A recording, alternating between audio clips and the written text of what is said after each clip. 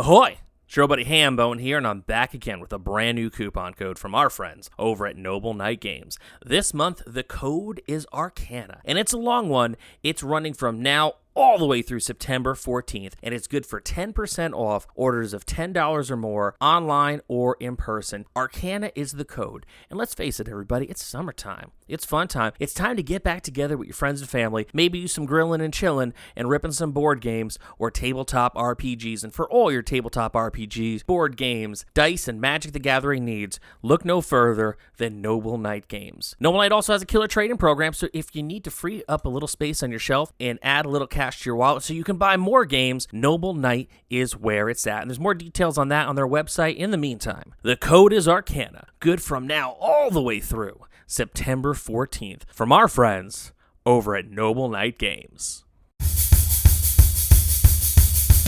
This is the Vintage RPG Podcast, your source for the best in classic and contemporary RPGs. With your hosts, Hambone and Stu. Welcome to the Vintage RPG Podcast, coming at you again from the clubhouse, hidden somewhere in the swamps of New Jersey. I'm John Hambone McGuire, and with me, as always, is the founder and publisher of Unwinnable. He had a good mail day, so he's like, hey, why not talk about it? Stu Horvath. It's true. I mean, you're always having a good mail day. I feel like that if you follow us on the Discord and you pop into the mail channel to show off what you got in the mail, every week, you know, Stu's having a good mail day. Every week, you know, Stu is getting deliveries, and his poor, long-suffering mail carrier, because their boxes are big, man. Those boxes are big. Man, when I got those magazines last week or 2 weeks ago, I saw the mail guy, and it wasn't my usual mail guy, too. It's almost like my usual mail guy was like, like new guy, you get to do it. It's got to be like a rib between, you know, the mail carriers where, you know, the box comes in like, hey, new guy, here, you're going to take this street today. Yeah, why? That's not on my normal route. I was like, well, you know, it's just one of those things, new guy. Get in there and give it a go, rookie. Yeah. And then he shows up and he opens up, he sees those boxes. He's like, oh, God. And they're all going to the same place?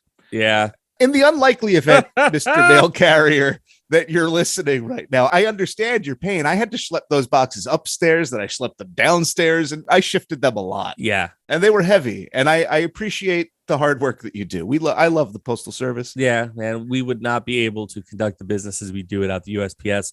So if you're a mail carrier out there, listen, just know we love you, dudes. Yeah. So today, like, you know, we realized we hadn't talked about anything really like new in a while. And I know when you were sifting through all that delightful mail, you got a brand new book called Calls of Cthulhu. Like literally, I think it delivered yesterday? Yeah, a couple days ago. Nice. So why don't you tell our listeners a little bit about Calls of Cthulhu? So it's one of this year's new Call of Cthulhu books from Chaosium. And, you know, spoilers, I love Chaosium. Yeah, you do. I kind of wish that there was like a Chaosium subscription service that I could just like give them like $100 and like they just send stuff to me without me having to like know what's coming ahead of time.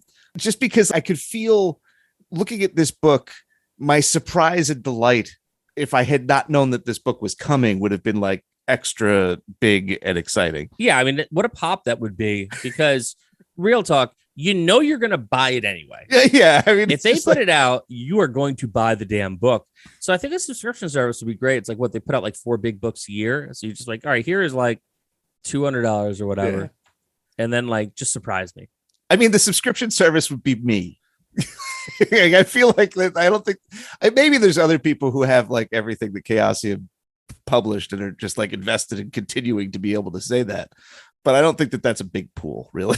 I mean, maybe it is. I feel like whenever I'm at a convention, the people are swarming around the Chaosium table. I mean, maybe it's just to talk to the awesome people they have working at those tables, but really, like, they make great books, so I can absolutely see why people love them. I know why you love them. I mean, we've talked about it a lot over the last 4 years. By the way, happy belated anniversary. This is going to drop about a week after the 4th anniversary of the Vintage RPG Podcast, July 7th. You know, I mean, I'm a terrible partner. I forgot on the day. You know, and I don't know what the 4-year anniversary is, but, you know, we're happy. Quick little sidebar here. Thank you all so much for listening to our show. You know, we put a lot of love into it, and I can honestly say that talking to people on our Discord, we know that you're giving us the love back tenfold, and we are truly grateful for it. We never take it for granted, and we love you all. So thank you so much for listening to our show. I should have saved that for the end, but I'm kind of caught up in the moment. I'm feeling my feelings. I got to tell you, man, like I didn't even realize that, I don't know what day it is. You're a terrible partner too. Yeah. I mean, it's April, right? Like it's still April. It feels like it's still April. Oh man. God, Yeah. this year, I don't know. Anyway, Cults of Cthulhu is a fantastic book, and it sort of addresses like a whole bunch of like, I don't know, questions that I had about Call of Cthulhu and didn't realize that I had. For starters, Call of Cthulhu, it's the name of the game. It's based on H.P. Lovecraft's short story of the same name, in which the narrator discovers evidence that there is a worldwide cult to a strange alien entity that is imprisoned in the Pacific Ocean. Despite this, the first campaign does deal with like trying to bring Cthulhu back early, but that's really kind of the only time. Now we're 40 years in on Call of Cthulhu, and that's really the only Cthulhu-centric adventure that they have for the game called Call of Cthulhu. Huh. It's a little weird. It's kind of weird because as I think about it, and as you say it out loud, I'm like, huh. You know, I look at it like certain movies like The Godfather. I know for you, it's The Exorcist, where we've seen the movie without really like having seen the movie. So we just imagine that, you know, something on the subject matter exists because there are so many different cults that pop out throughout Cthulhu. But wow, the cults of actual Cthulhu. Yeah, so I mean, the central revelation, of course, is that there's a squid monster in the Pacific Ocean that's going to rise up and destroy humanity one day. The second central revelation of the original story is that its presence here, has somehow polluted human culture, and there are aspects of Cthulhu worship everywhere. Like it's in the bayous of Louisiana. It's among the Inuit in the Arctic Circle. It has permeated everywhere if you know where to look. And that idea of a world cult dedicated to this secret monster is super intriguing. I think that a lot of like the actual story Call of Cthulhu, I talk about this a lot with my buddy Oren, is it's not a great story construction wise. Like nothing really happens. It's all one guy basically explaining another guy's research. The stakes are very low because everything's already happened, but Lovecraft kind of makes it work because this idea of the revelation that he is putting forth is that compelling. And Call of Cthulhu, the role-playing game, has used this. Masks of Nyarlathotep is about a world cult. Basically, it transfers the idea of the Cthulhu cult, which has many different variants all over the world. And it really gives it to Nyarlathotep. Nyarlathotep has 1,000 different forms. He's all worshipped by all sorts of people in all sorts of different ways. Nyarlathotep kind of like takes over the Call of Cthulhu line. There's far more Nyarlathotep centric adventures in addition to Masks of Nyarlathotep than Cthulhu stuff. Nyarlathotep's just he's a little easier to work with because he has those multiple forms. You can kind of jam him into any kind of situation. He's even in the Escape from Innsmouth adventure. He's just like, it's like Wolverine, right? Once you figure out that character is like, people get excited by him, you find a way to stick him in everything. Cthulhu, like his shadow looms over everything, but the big guy himself, not so much until now. This book really addresses it and presents sort of the treatment of the World Cthulhu cult and its many small splinters and variants. It gives it the treatment it always kind of deserved, and it does it really well. It takes sort of a page from the Delta Green approach, which is also, sort of unusual because Call of Cthulhu has never really been interested in kind of meta plots. There's already sort of the existing sort of Cthulhu mythos meta plot existing in the fiction that was written in, the pulps and horror writers over the decades. The game itself has never really dabbled in this idea of like a cohesive story, but this one sort of diverges a little bit and looks at the way Delta Green kind of presents. This is what really hooked me on Delta Green, was the timeline of the secret history of the 20th century, where, government organizations are interacting with the supernatural in different ways. And that continuity is really engrossing and interesting. And that's sort of how it's presented here. You get a bunch of research from a lady in the 1930s, sort of documenting everything from the earliest stuff that she could find on the Cthulhu cult through the events in Innsmouth. And then there's a modern guy who's like got a video blog. He was working on a documentary about it, and he dumps all of his stuff, his research in universe on modern 20th century examples of the Cthulhu cult that he found. And like it's not quite as compelling as the Delta Green approach to that timeline. The Delta Green thing is almost too good because like I don't know how I could take that timeline and turn it into scenarios. I just want to read that timeline. I want to like know more about like those stories that are presented. And I don't want to play them. I just want to experience them. This is not as compelling as fiction, but there's a lot more room for you as a keeper to kind of like go in and use this material to construct a Cthulhu-centric campaign. Which I think is cool because ultimately in a game form, you need to be able to play it. You know, otherwise you're just reading novels. So I really think that's a neat idea that they finally got off the bench, which like shocking to me. Again, all of this is shocking to me that throughout all of the history of Chaosium, because remember, like Stu is the learned one. I'm just the presenter of these things. Like I thought like, oh, it's called Call of Cthulhu. There's got to be like several, at least Cthulhu things in there. But I think it's cool that they, you know, they're adjusting to what modern audiences are looking for, which is kind of a meta plot, you know? So you have the best of both worlds with the books that they put out, which are always stellar. And then maybe a little bit of a meta plot for the actual Cthulhu, which, you know, still blowing my mind.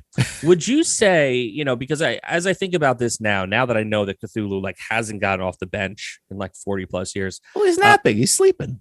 Understandably so.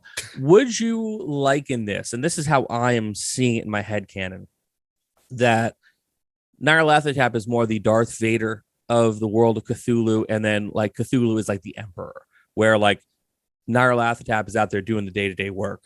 But if the Emperor gets off the bench, you got problems. So not so much in the fiction. Like in the fiction, I think it's sort of like Nyarlathotep is Darth Vader and Cthulhu's like Boba Fett.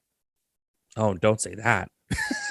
That's insulting to Cthulhu. Well, because but Cthulhu doesn't do much. He's sort of a background player. He wakes up, he wrecks a ship or something, and then gets popped like a bubble, and then he goes back to sleep.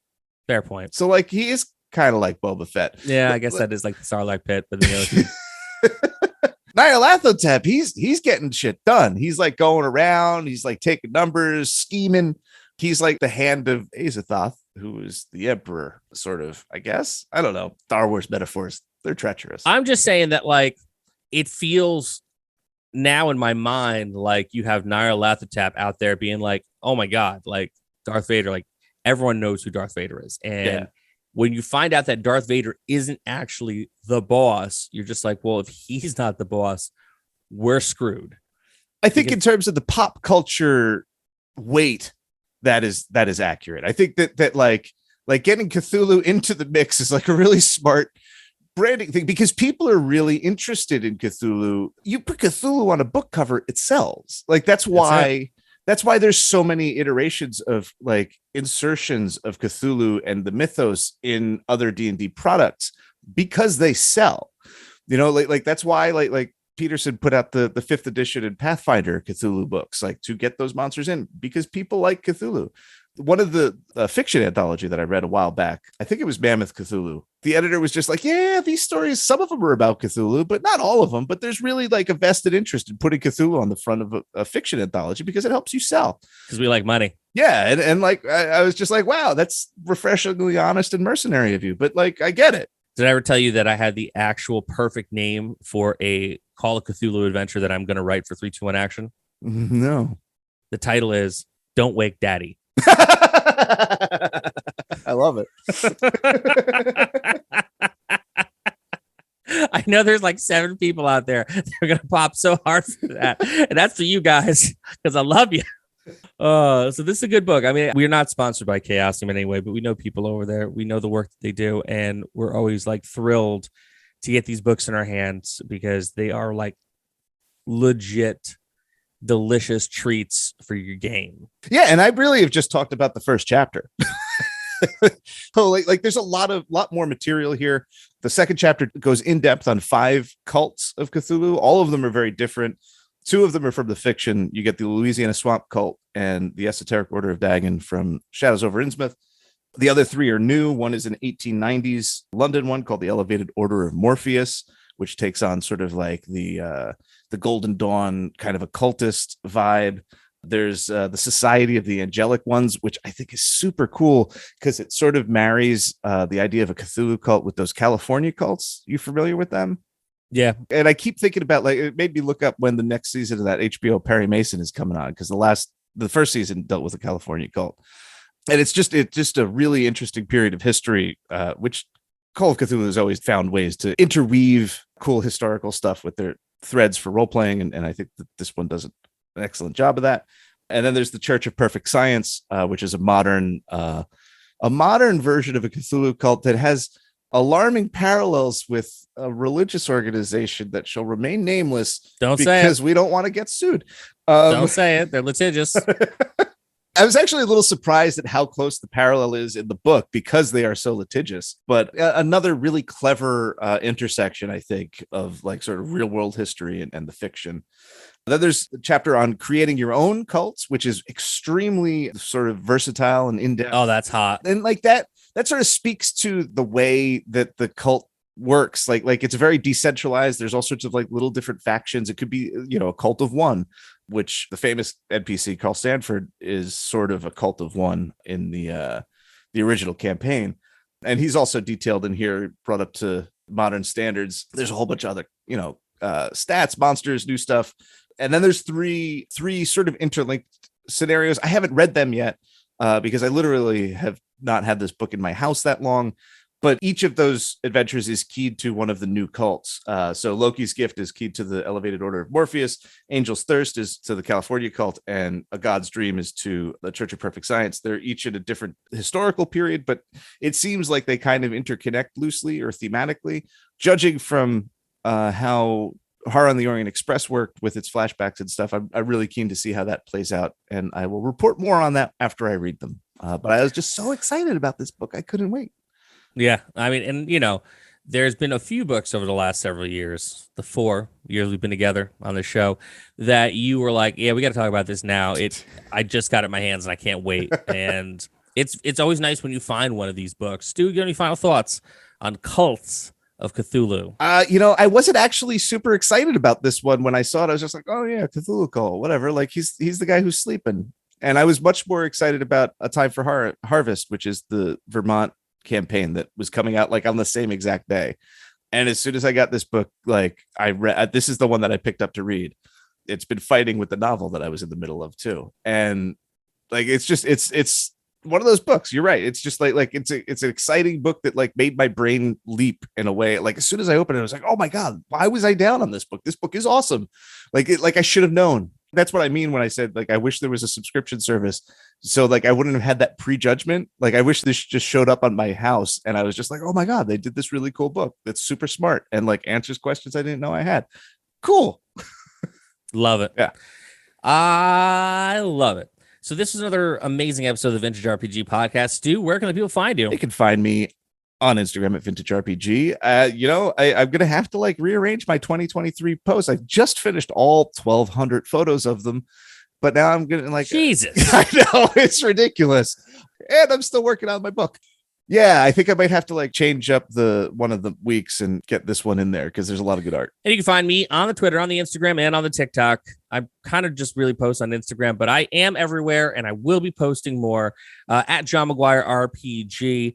And have a fun new little thing coming out. I'm going to be doing a very last minute zine for Zine Quest 4 called The Devil in New Jersey for 321 Action. So definitely check that out. I'm going to have more information on that coming soon.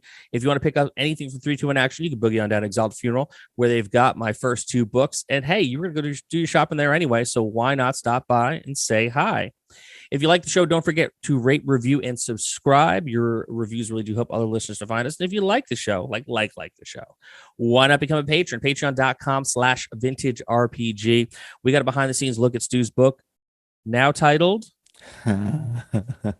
you bury it and I'm not ready. And then I have to do this thing where I talk really slow while I try to remember the name of my own book. It's called Monsters, Aliens, and Holes in the Ground, a guide to role-playing games from Dungeons and Dragons to Mothership. Love it. You got a behind the scenes look at 3, 2, 1 action. We started running games for the patrons. We're doing DCC and some other fun stuff. We've also got a killer Discord community that we'd love for you to be a part of. Patreon.com/vintagerpg. So for Stu Horvath, I'm John Hambone McGuire. May the dice always roll in your favor.